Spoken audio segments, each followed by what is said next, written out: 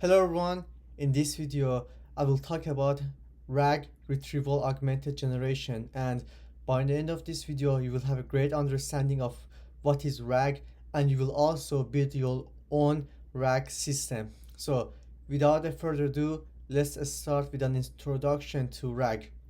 RAG stands for retrieval augmented generation. So when I ask you a question and you do not know the answer, you're gonna Google it. And after you Google it, you're gonna give me the answer. That's what RAG does with AI models. So let's say you ask an AI a question and the AI is not able to answer your question because it does not have the information. But with RAG, it can find the answer to your question by going through a document you upload to your RAG system and providing the answer. It's important to know that RAG does not mean you're gonna get connected to the internet. RAG means you will use the document you provided to provide the answer, not any external information. So one thing that's very central to RAG is vector database. So vector database is a multi-dimensional space, and it has a lot of dots, and these dots are basically vectors, and vectors are chunks of text. And so for instance, here we can see that we have banana and we have apple, and these two vectors are close together because they are related to one another. On the other hand, we have wolf, we have dog, we have cat, and all these are grouped together because they are all animals. And I'm gonna explain to you later why it's important to group vectors together, but let's explain two important parts of any RAG system. First of all, we have RAG pipeline, and RAG pipeline is the pipeline we use to send the data to the vector database. So this database right here. And the second part is the RAG agent. RAG agent is the agent we use to retrieve the information based on the query we provide our AI model with. So the RAG agent starts with the document, and then it's gonna chunk the document into smaller parts, and it's gonna embed those text information. And it's very important to understand why we embed and what is embedding. So embedding means turning text data into numbers, into numeric data. And we need to do that because computers do not understand text data.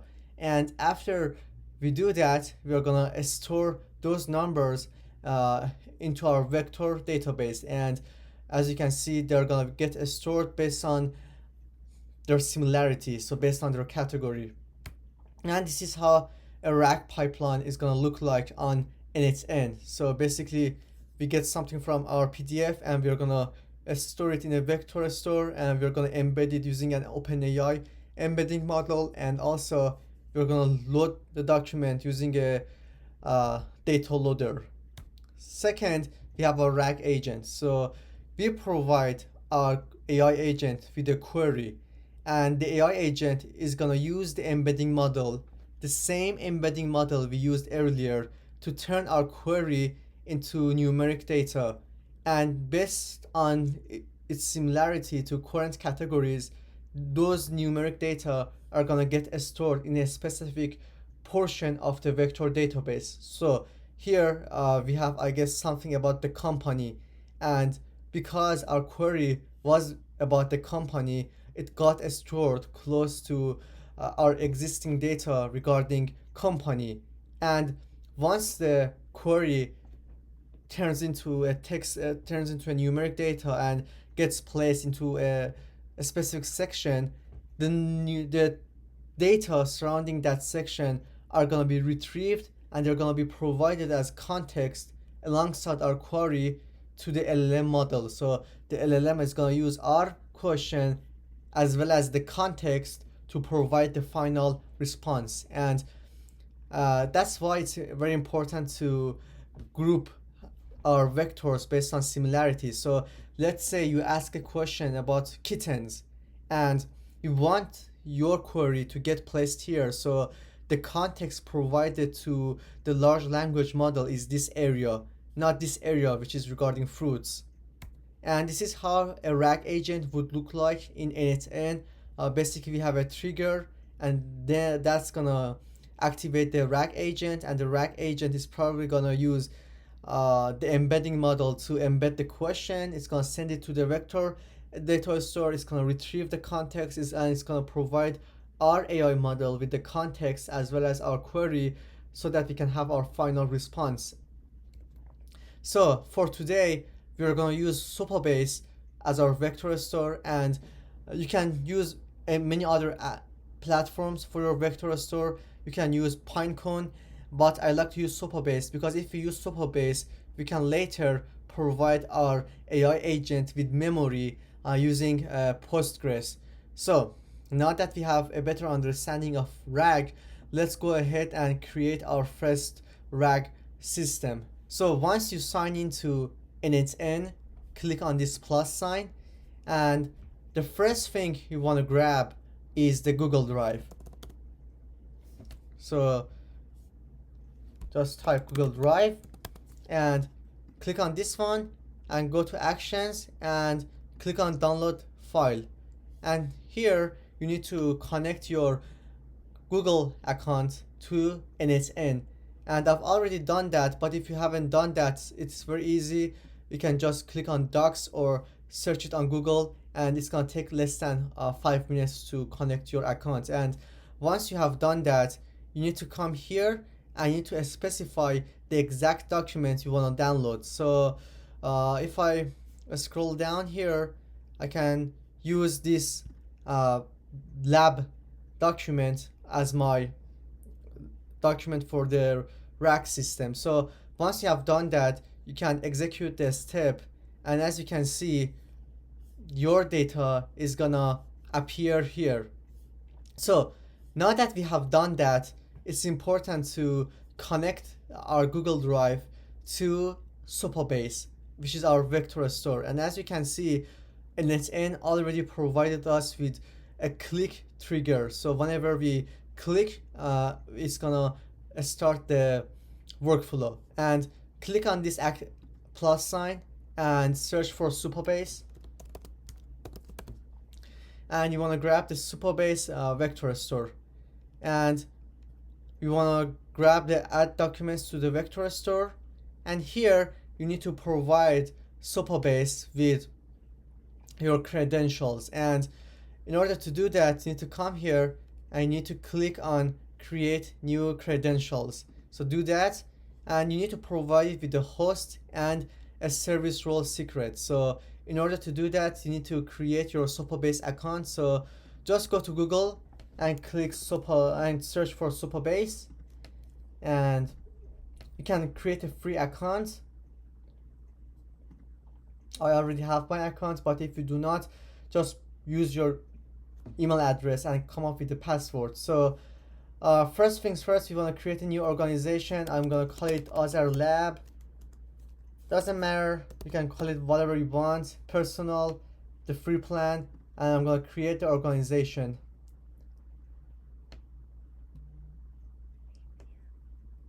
So next thing, we need to come up with a password for our database. I'm just gonna come up with a random password, and you need to do the same and click on create new project. And once you do that, you're going to be navigated to this web page, and click on this settings portion and go to data API and copy this URL and head back to initn, copy and paste the URL and go back to Supabase and go to API keys, and here you need to click on reveal.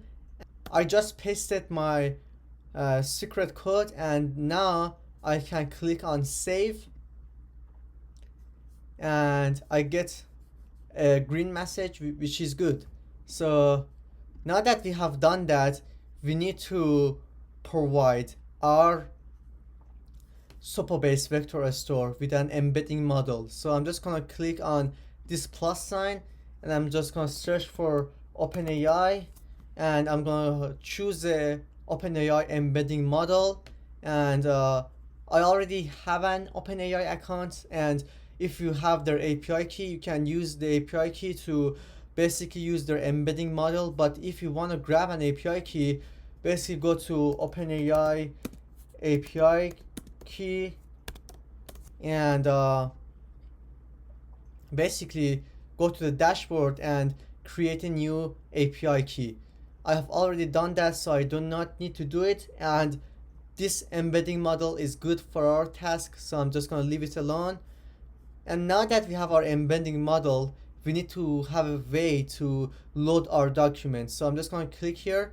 I'm just going to click on the default data loader, and here we need to set the correct type for our information. And if I look here, you can see that our data is binary, so we need to change it from JSON to binary, and we do not need to touch anything else, and we can set the test splitting as simple.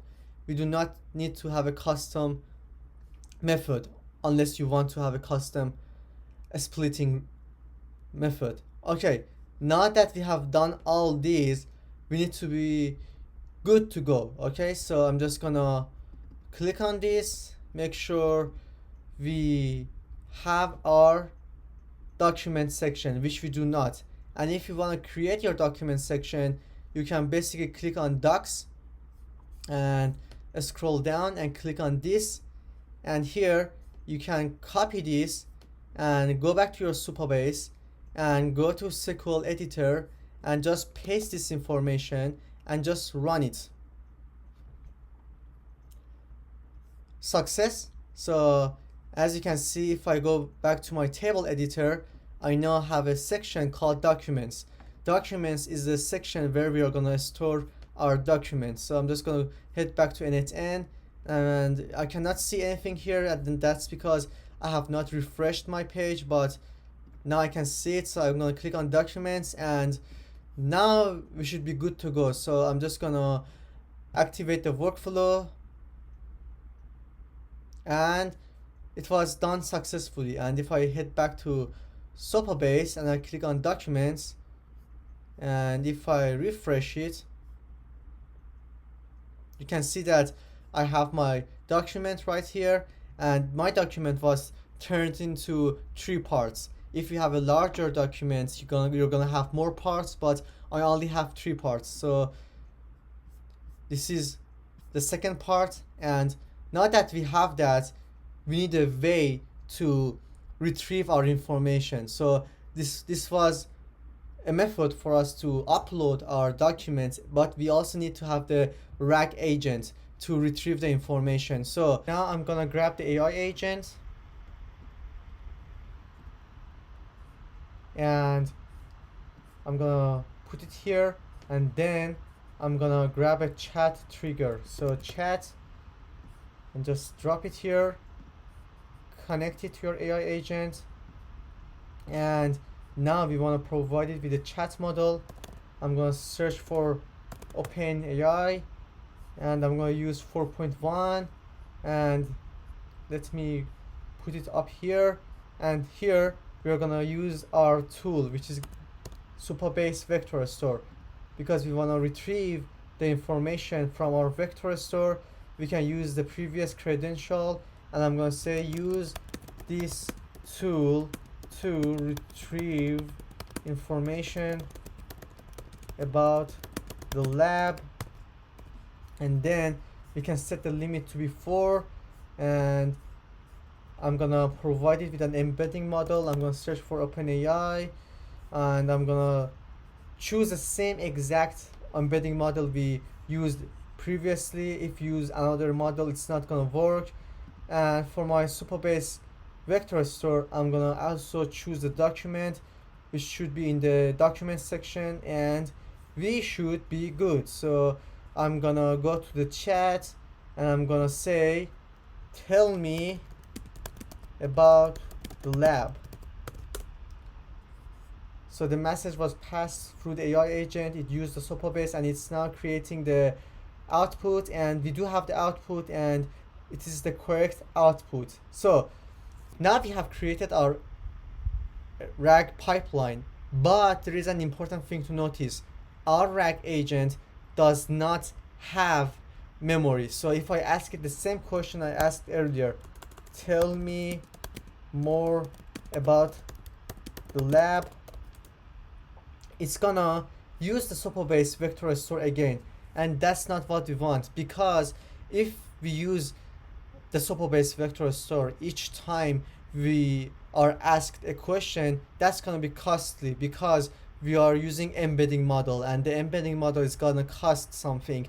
Also, it's usually useful to provide your AI with a memory, so it knows what you talked about previously. And in order to provide it with this memory, I'm going to click on memory, I'm going to click on Postgres, and here we need to connect it to our SOPA base. So I'm going to head back to SOPA base, and basically on the top of your SOPA base web page there is an option to connect. Click on connect, go to the transaction pooler, view parameters, copy the host, come back to NHN, paste the host, go back to your SOPA base, copy the username, come back to your NHN, paste your username, go back to SOPA base, and grab your transaction port, come back to NHN, and paste it here. Also, we need to provide it with the same password we came up earlier. So I'm just going to do that, and you should do that too. And the connection tested successfully. So now our AI agent has memory. So if I say my name is Sohail, it's gonna use the AI to provide the response, and it says, hey Sohail. And if I ask it what is my name,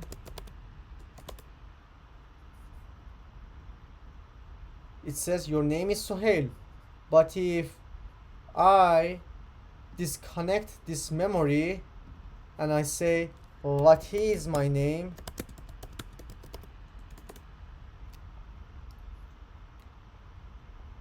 it does not have information regarding my name.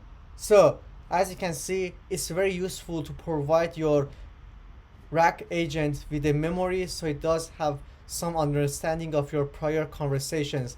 That's it for this video. If you liked this video, please like it and consider subscribing to my channel so you can see more of these videos as they get published. And also, if you have any questions, please leave them in the comment sections. I will be happy to answer them. Thank you very much.